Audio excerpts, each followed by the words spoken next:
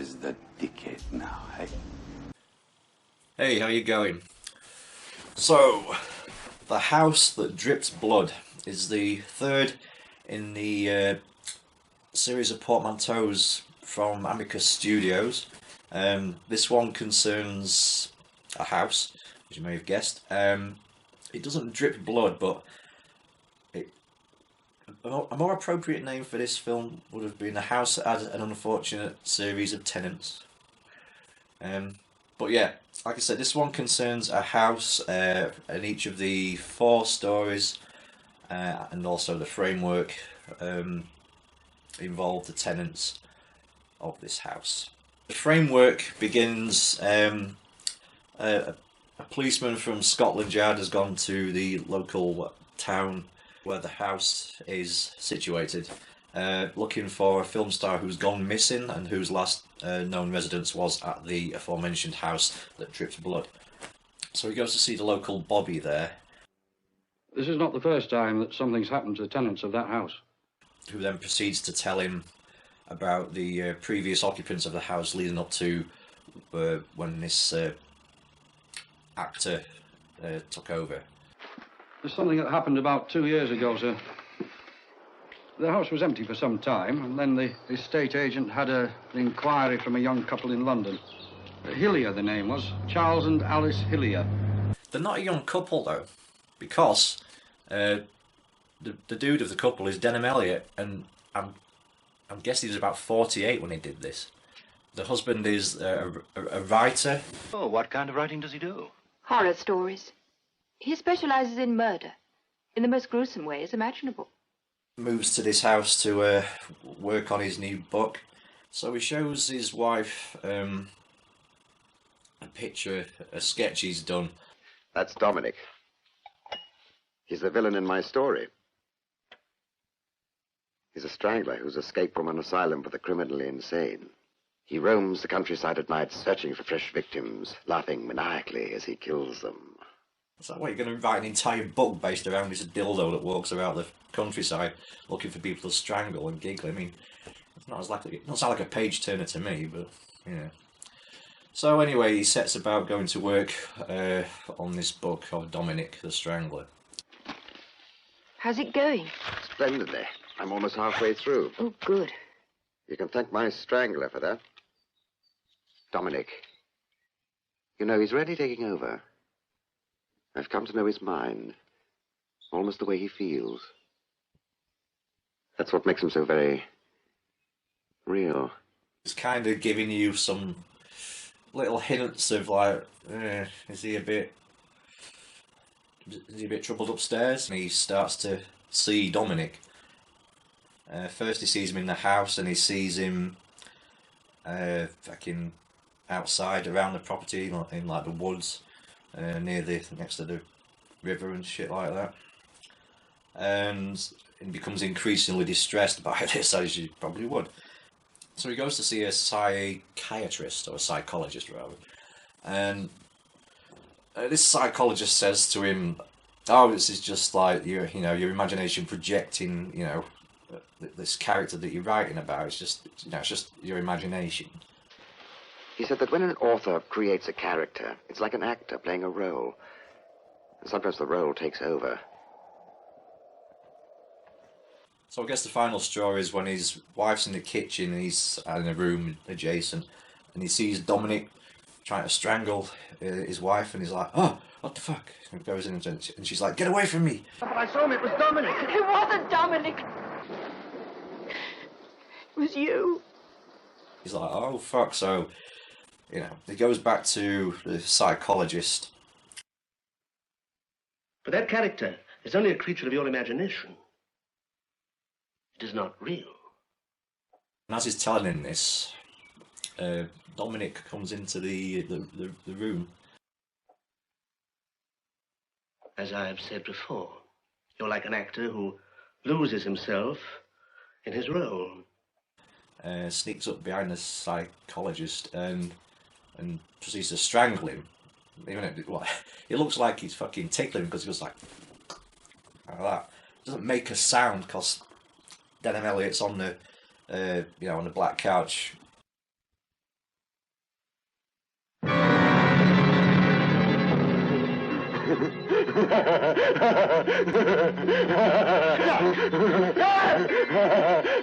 And then we cut back to the house where his wife's there and she's just arsing about.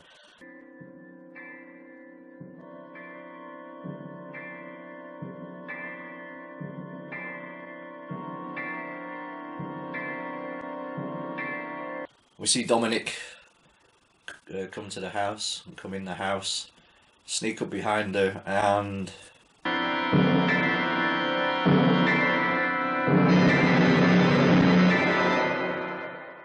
Well, how did it go?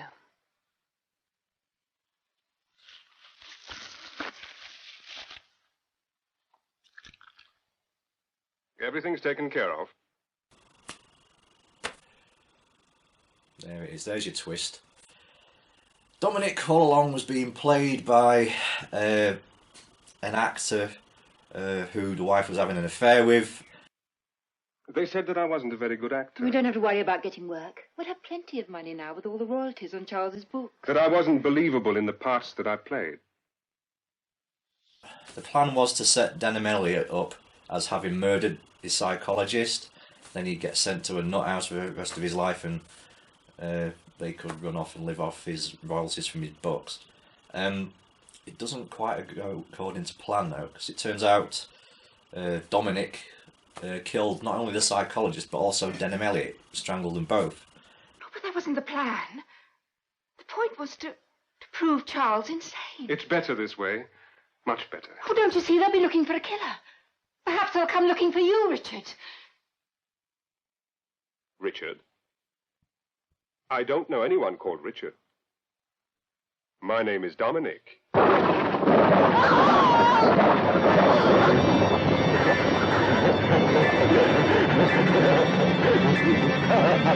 like the twist on the end. I mean, you could argue you could see it coming, but it wasn't as obvious as like some stuff. But yeah, what a cunty thing. The wife, what a bastard she was. But you know, so it was kind of justice as well. I also think that ending was homaged in the series Inside Number 9. What are you waiting for? Aren't you going to ravish me, Simon? Simon? I don't know anyone called Simon. I'm Krampus. No. No!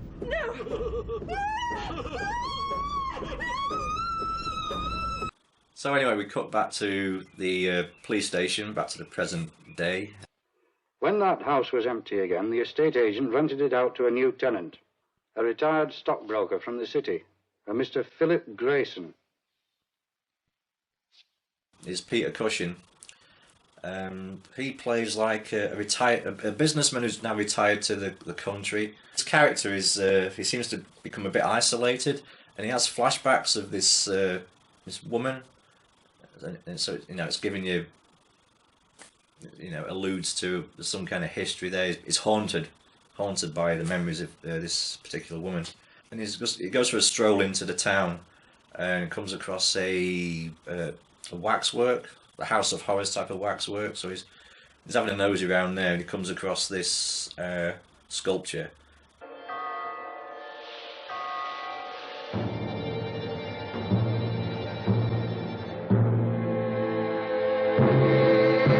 She's like a dead ringer for this this mystery woman that he's been having the flashbacks about.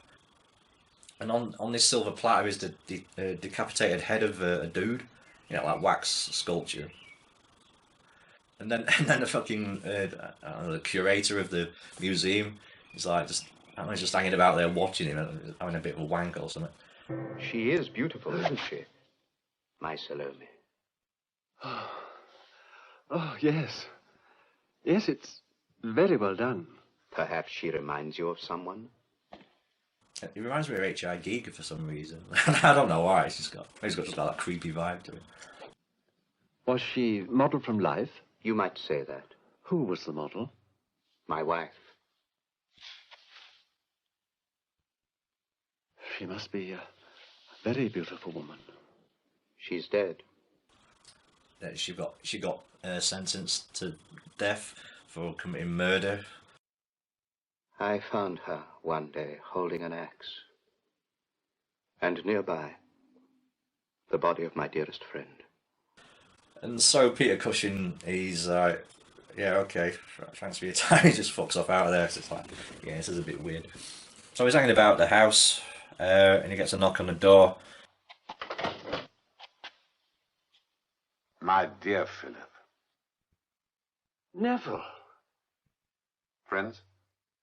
Oh, yes, of course. Joss Ackland, who's playing his friend. It's again, it alludes to like a history between these two where they had a falling out over this woman that they've been getting the recollections about. The next day they go into town and he shows Joss Ackland spots the Waxwork Museum and says, "Oh, let's go in there. I've not seen one of those since I was a kid." So they go in there.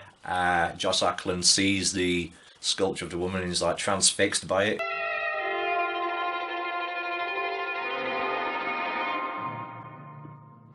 It's stuffy in here. Let's go. She's beautiful. She's almost alive. She's lovely. Joss Ackland ends up becoming a bit fixated with this sculpture, because he was supposed to leave town to go back to the city on business, but he doesn't, and he's hanging out at the B&B in the town. He says, I had to go and see her one more time. I know it sounds absurd, Philip, but I can't leave here. I've got to go back to that place. Don't go there. You stay where you are. I'll be right over. And so Peter Cushing goes after him, and he's looking around, and he sees the sculpture.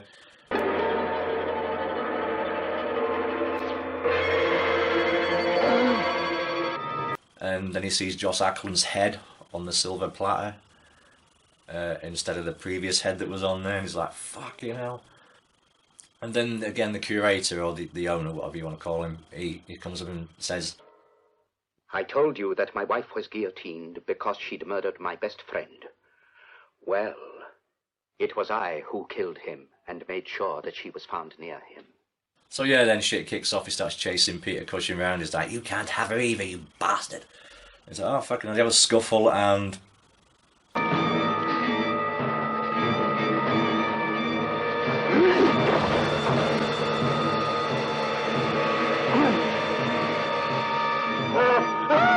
raises the axe, and that ends with Peter Cushing like screaming, like ah, as they all do. Remember, a lot of segments in these Amicus films, it ends with the dude screaming, or the woman. Mostly the dude. So that's how that story ends. Again, not really anything to do with the house. It's just the tenants happen to be unfortunate. So we are on to our third instalment. I think it's about time I paid a call on the gentleman who's responsible for renting that house. The estate agent, whose surname is Stoker. Yeah. Bit on the nose, but... I'm here regarding a disappearance. Now, I'd like to know who lived in that house before Paul Henderson moved in. The tenant just prior to him was a gentleman called Reed. John Reed. So this story stars Christopher Lee, and he plays a dude, like a widower, who's got a young daughter, and he hires a nanny to help look after her. Why don't you want your daughter in school, Mr. Reed? Is she a problem child? I suggest you find that out for yourself. She's in the study. Well, initially, Christopher Lee treats his daughter really horribly, and she's like, what the fuck's wrong with you? Then it becomes apparent that he's scared of her. He won't let her play with other kids. He won't let her go to school. That's why he's got the nanny in to be a tutor as well. This one's got much more of a slower pace than the previous two stories. It takes longer to get going, even though you kind of know what the gist is. Why do you treat her like this? Is it because you blame her for what happened to your wife? No. I was glad when she died. Glad? Yes, glad. Because by then I'd found out what she really was. It kind of sets the nanny up as a bit of a red herring, because she seems to know a bit about occultism, and she sees the little girl reading books about like occultism or some shit, or we the audience see it. Well, Christopher Lee says to her, "I'm scared of my daughter," and just like I was scared of her mother, and the wife who apparently died in a fire or was burnt or something. So it's like, okay, yeah, I'm getting where you're coming from with this. I don't know if she's meant to be like the re-embodiment of her mother, who it turns out was a witch, because Christopher Lee tells the nanny this, and that's why it says that's why he's scared of his daughter, because she's got the same abilities. The nanny don't believe him; she thinks he's a bit hysterical. But then the little girl, she pinches a bunch of candles and makes a wax dolly.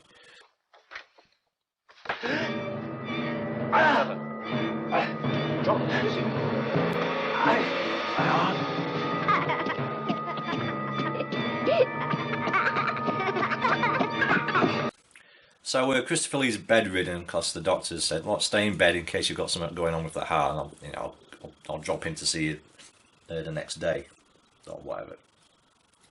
It's because I'm afraid of her. Just as I was afraid of her mother before her. Afraid of a child? She's not just a child. She's evil.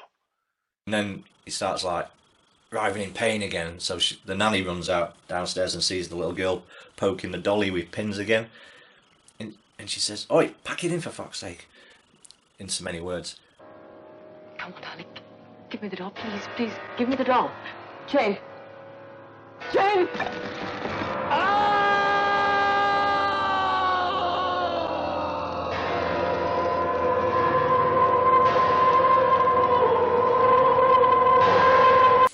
So you can just kind of use your imagination as to the fate of Christopher Lee upstairs. Look, I'm not interested in superstitions, but in facts. About its next occupant. Paul Henderson, the film star who disappeared. Yeah, that's the case I'm on. So then we come up to the final story that leads into the framework. This one concerns an actor played by John Pertwee. He's like a horror film veteran actor. Look at the scenery.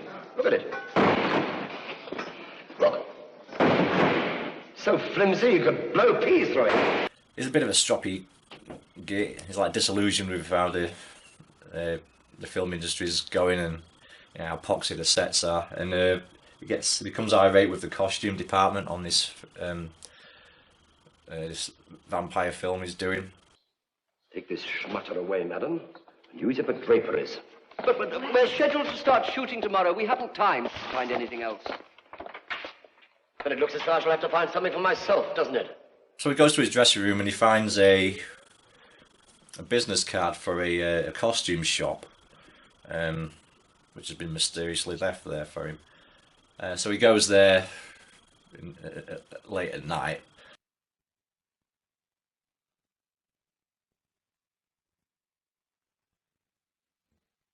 May I be of some assistance? And he ends up buying this cloak, because that's what he wanted. He wanted like a genuine looking Dracula cloak. It starts to have strange effects on him.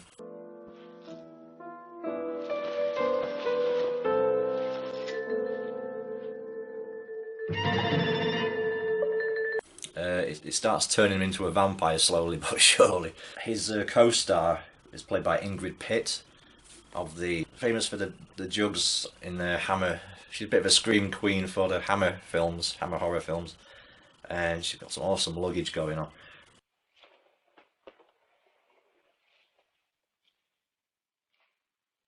Goodbye, my dearest. He's supposed to bite her on the neck. It's the vampire character, and he ends up like biting her for real. And he's like, "Fuck off." He had like fangs on the go. Good heavens! What is it? Listen to this. Fire destroys costumery shop. Underneath the floor of it, they found like a coffin with like a dude that's been dead for 100 years, and that was like the owner of the shop. That old man was a vampire. And this was his cloak. He had to pass it on to someone before he could die. He carries his spirit and transfers his bloodlust to whoever wears it. He confides in Ingrid Pitt and tells her, look, this cloak's, there's something going on with this fucking cloak. Prove to yourself that it's only a silly superstition. Come on, put it on. So he puts it on, and he is fine. But then it turns out that Ingrid Pitt has switched cloaks, and she's got the real one, and she puts it on. Carla, don't put that on. You'll turn into a vampire. Carla! Carla, please! We loved your film so much, we wanted you to become one of us forever. Welcome to the club. Boom! Ingrid Pitt is a genuine vampire, and she left a business card there, and it's just to get this dude, to get the cloak that would turn him into a vamp,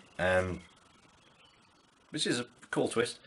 So yeah, he starts running upstairs, and she's like flies after him, all three of her. Carla! Carla! Don't be ridiculous. Carla, this is going too far. Carla! Carla! Again, it just ends with him like screaming. John Pertwee does a really good scream, like genuinely terror-like if you did have a vampire chick floating towards you. And then we're on to the finale, the wrap-up of the framework story. The inspector from Scotland Yard, he goes into the house, looking around, down into the basement.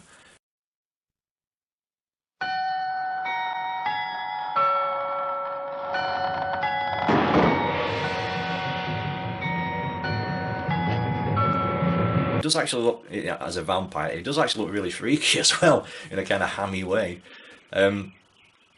So he comes towards the inspector. The inspector naturally wigs out a bit, like jumps out of the way and hits some old wooden chair that's sat there and doing now, and the legs break off. And guess what happens next? Grabs one of the legs of the chair, which is nice and sharp, and pogs John Pertwee in the heart with it, and he disintegrates in vampiric fashion.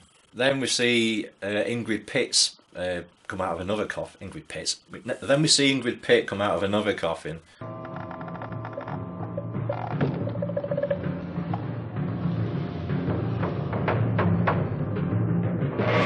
And she turns into a bat, and she chases the inspector down. We'll have to assume that she's got him. The bat's got him. Then we cut back to daylight, and the estate agent, I think, is about to show some more people the house this time, and then he breaks the fourth wall. Perhaps you understand the secret of this house now. Precisely. It reflects the personality of whoever lives in it, and treats him accordingly. I can't remember what he says, but he says some bullshit. So that was The House That Drips Blood. Like I've said in other Amicus reviews I've done, I'm a massive fan of this series of films, and this one's no exception. I mean, it's one of the lesser ones for me. After this one, they start to get like very good. That's like the classic bunch for me. After this one, this one's kind of a bit more subdued than Dr. Terra's House of Horror and Torture Garden. My favourite story is the first one. Dominic the Strangler. I can't remember what the fucking episode's called. I should have made a note of it. I think it might be Murder in Mind or something like that. But yeah, I just like that one. Its creepiness.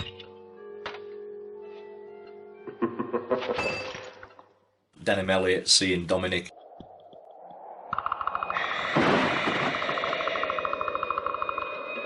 Even though Dominic does look fucking goofy when he's like when it does a close-up shot of Dominic's face, and it's just like, alright, Anson.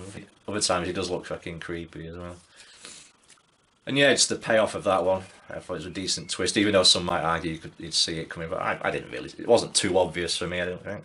Also, the second story, Peter Cushing and you know, the head on a plate.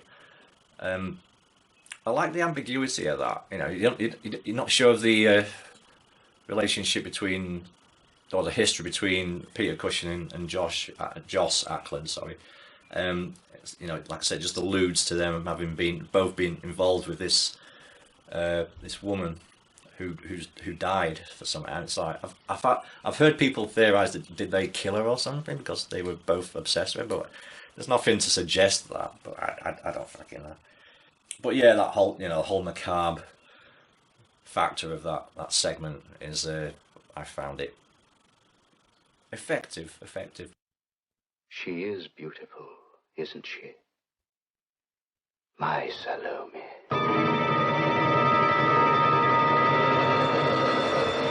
Christopher Lee one, you know, the little girl witch. Like I said, that takes more time establishing character than the previous two. I'm not afraid of it anymore. Ever since you told me how you could see shapes in it, I can see things too. What sort of things? Pretty ones. Sometimes I can see my mother. It doesn't really grab me in any way. There wasn't really a twist with that, other than you were expecting maybe the nanny to be a witch who was going to like kind of take this little girl and make her a witch, but it's just a red herring. Turns out the girl's just you know, a witch in the making anyway. The ending with that, you kind of knew that something would happen with the doll, the wax doll.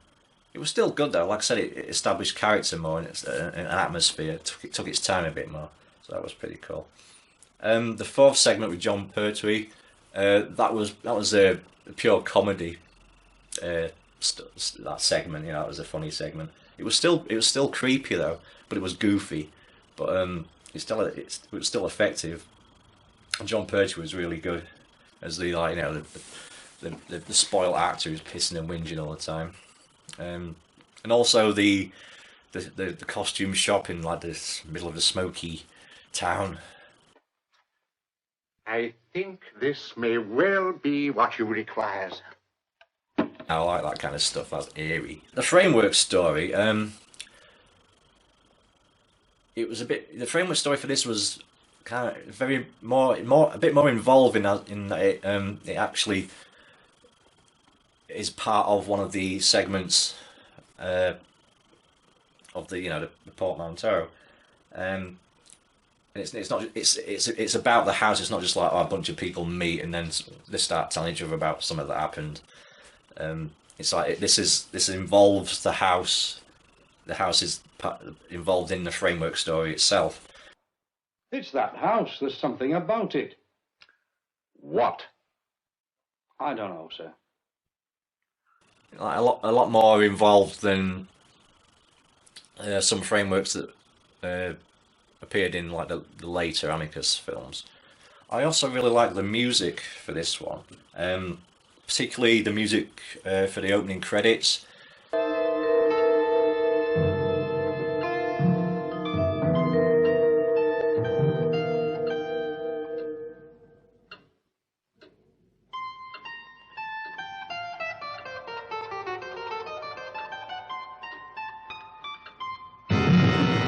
Creepy but elegant at the same time. It's a beautiful mix. I should also mention all the stories were written by Robert Bloch, who had also written all the stories for Torture Garden and, of course, Psycho. Music by Michael Dress. Bit of an unfortunate surname for a dude there, but yeah, very good music, very atmospheric.